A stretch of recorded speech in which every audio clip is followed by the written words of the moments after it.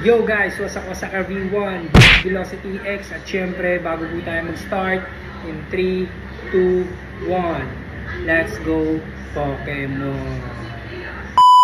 Okay guys, so for today's video, nandito pa rin po tayo guys sa shoe edition natin, which is kung ano po yung mga natanggap natin nung Christmas. Okay, so for today guys, ito po yung itatry natin. Damian Lillard, collaboration po ito guys ng Bape. Yan, bali Dame 9. Yan, Dame 9 po yata ito mga lodi. And syempre guys, regalo po sa atin ito ni Jarrell. Okay? Nice. So guys, open natin para makita nyo. Ganito siya.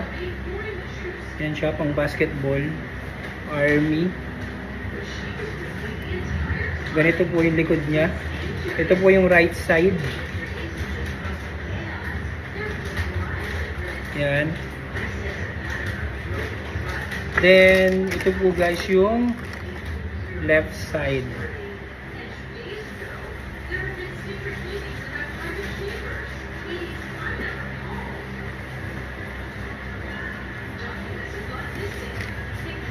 Okay guys, so i-fit na po natin. Let's go.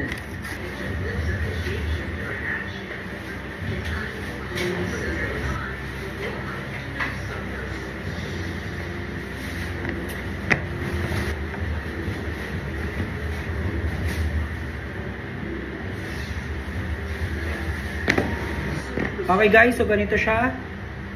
Yan.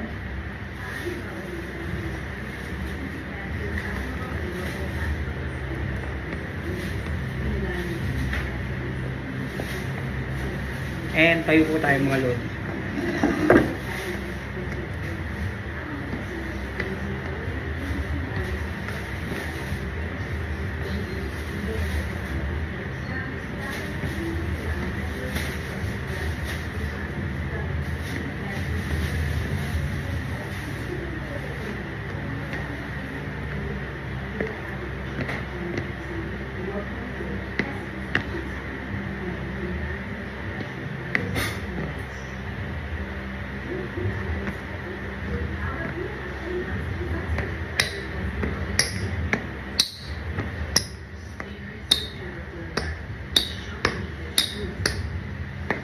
Guys, so lapitan po natin.